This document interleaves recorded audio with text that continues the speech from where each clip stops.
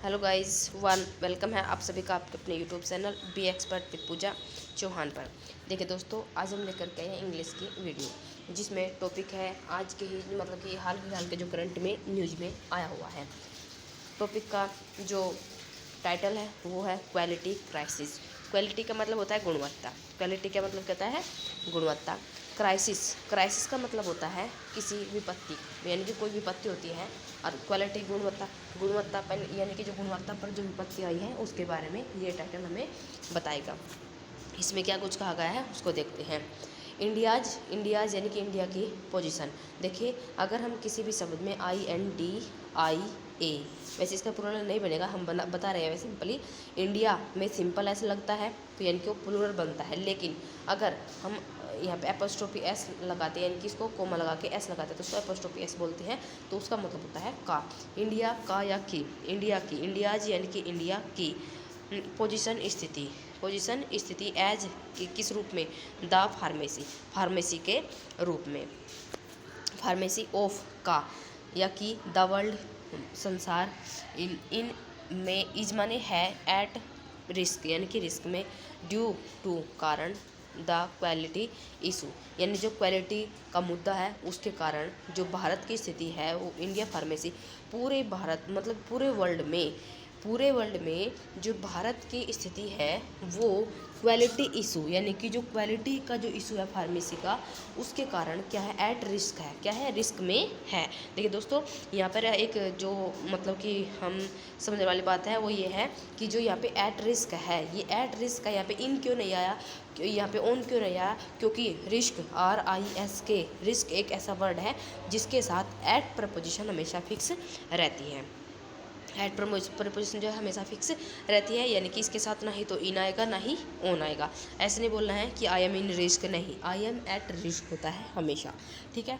The recent revolution, ये revolution है, यानी कि जो होता है किसी रिवोल्यूशन का मतलब होता है कोई चीज़ होती है वो ढकी रहती है, अगर उसका एकदम से पर्दाफाश कर देते हैं यानी उसके बारे में बता देते हैं, ढकी बात को उजागर कर देते हैं तो उसको रिवोल्यूशन कहते हैं, यानी कि रहस्य का उद्गम हुआ है यहाँ पे। ठीक है, इसको शुद्ध हिंदी में बोल सकते हैं। रिसेंट यानी कि हाल ही के रिवोल्यूशन रहस्य के उद्गम से, दैट की द 48 कॉमनली साधारण रूप से यूज हो रही है ड्रग्स दवाएं। ड्रग्स का मतलब ये नहीं होता कि जो मतलब कि ड्रग्स वगैरह लेते हैं वो नहीं होता, जो कॉमन दवाएं होती है हमारी उनको हम ड्रग्स बोलते हैं इंग्लिश में। प्रोड्यूस की जा रही है, इनकी बनाई जा रही है, इन माने में क्वालिटी स्टैंडर्ड, जो उनका क्वालिटी स्टैंडर्ड है उनका माप है, रिक्वायर्ड या नहीं सॉरी इन इंडिया भारत में हैव फील्ड जो फैल हो चुकी है, क्या है, भारत में, इन इंडिया भारत में रिवॉल्यूशन। एक मिनट।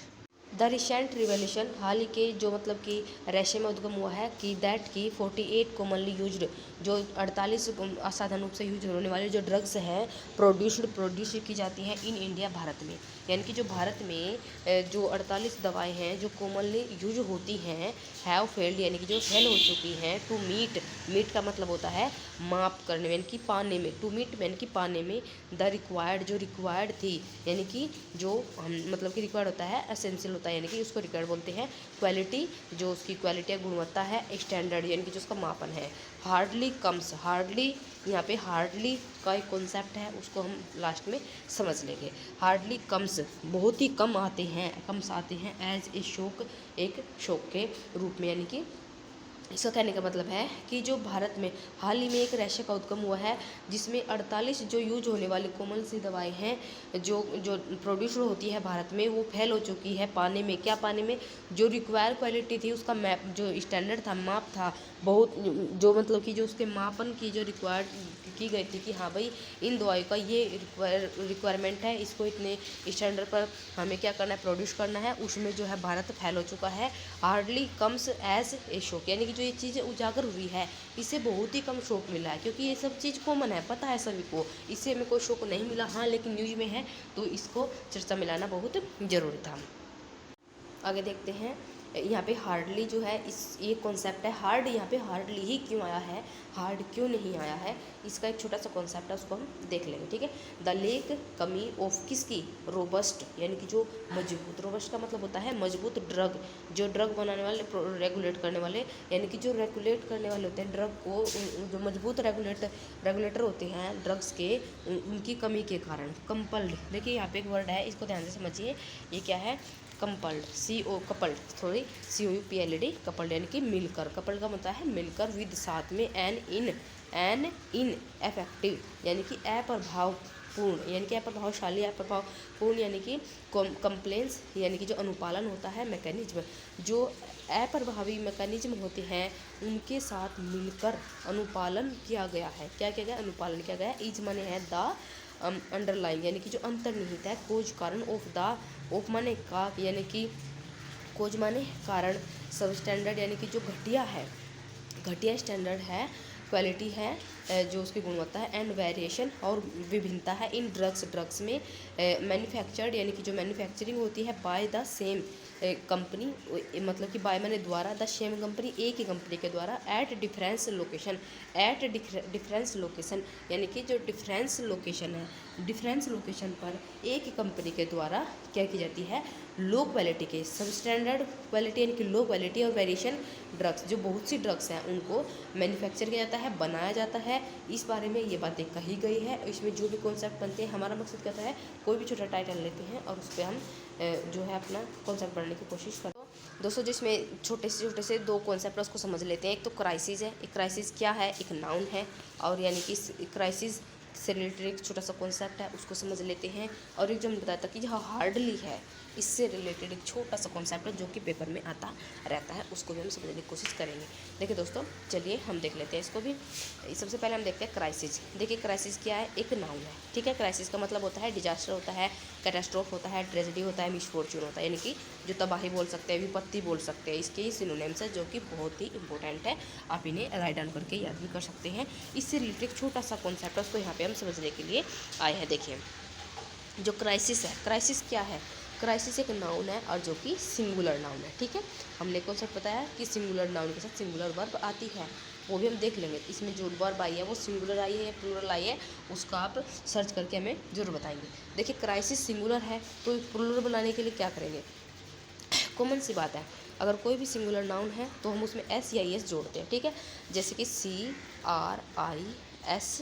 CRISIS है, तो इसमें या तो आप S जोड़ोगे या ES जोड़ोगे तब उसको प्लूरल बनाओगे, लेकिन नहीं, ये एक थोड़ा सा डिफरेंट वर्ड है। इसी के जैसे दो चार वर्ड लिखे हुए हैं, वो ऐसे प्लूरल नहीं बनते, उनको प्लूरल बनाने का एक अलग मेथड है, उसको हम यहाँ पे सीखने के लिए आए हैं। देखिए समझ लेते हैं इसको। जो क्राइसिस है ना, इसको अगर प्लूरल बनाना है तो उसको कैसे बनाएंगे, इसी वर्ड में जो IS है, इसके लास्ट वाले I को हटा के हम E लिख देंगे। कैसे, CRISES कर देंगे, IS का हम ES कर देंगे, इसका प्लूरल बन जाएगा, ठीक है।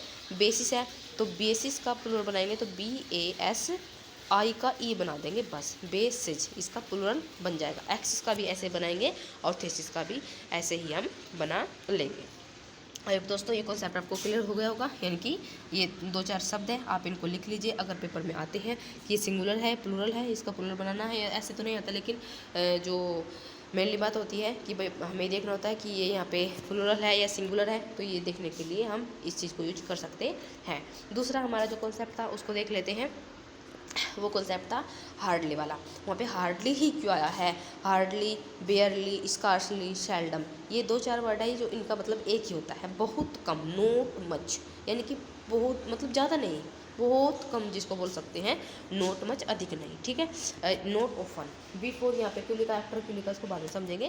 फिलहाल यहाँ पे समझ लेते हैं हार्डली, बेयरली, स्कार्सली और सेल्डम, इनका मतलब बहुत ही कम, नोट मच अधिक, ज़्यादा नहीं, बहुत ज़्यादा नहीं, मतलब बहुत ही कम कह सकते हैं, ज़्यादा नहीं कह सकते, एक ही बात है, ठीक है। अच्छा अब आता है हार्ड की बात। हार्ड का मतलब होता है विद फोर्स, हार्ड का मतलब विद, यानी कि बहुत जोर ज़बरदस्ती के साथ अगर कोई भी काम हो रहा है, जोर के साथ हो रहा है, फोर्स के साथ हो रहा है, तो वहाँ पे हम हार्ड का यूज करते हैं, फोर्स के साथ, ठीक है।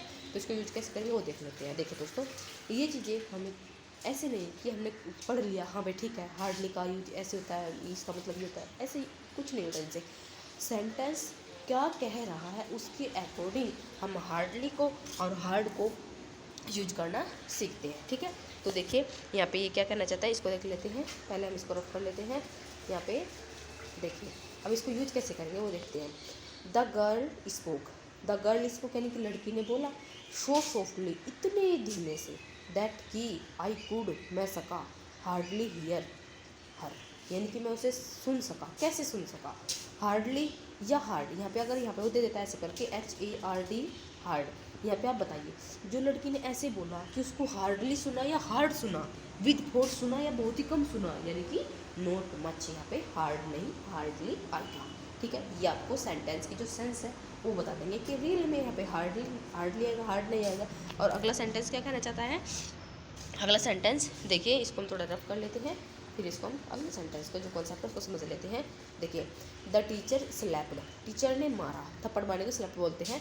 मिसबिहेविंग मतलब कि बुरे बिहेव करने के कारण स्टूडेंट हार्ड, स्टूडेंट हार्ड है, यहाँ पे HARDLY हार्डली करके आपको पेपर में दे सकता है।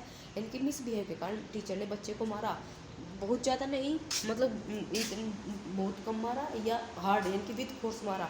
और जब मिसबिहेव करेगा, उसको स्लैप्ड करेगा टीचर, तो क्या करेगा, हार्डली नहीं करेगा, बहुत कम नहीं करेगा, वो हार्ड तरीके से मारेगा, यानी कि हार्ड आएगा, यहाँ पे हार्डली नहीं आएगा। अगला सेंटेंस है, feelings and money are hardly to hide. देखिए जो फीलिंग्स है और जो मनी है वो बहुत ही हार्डली होती है, हाइड करना या हार्ड होता है।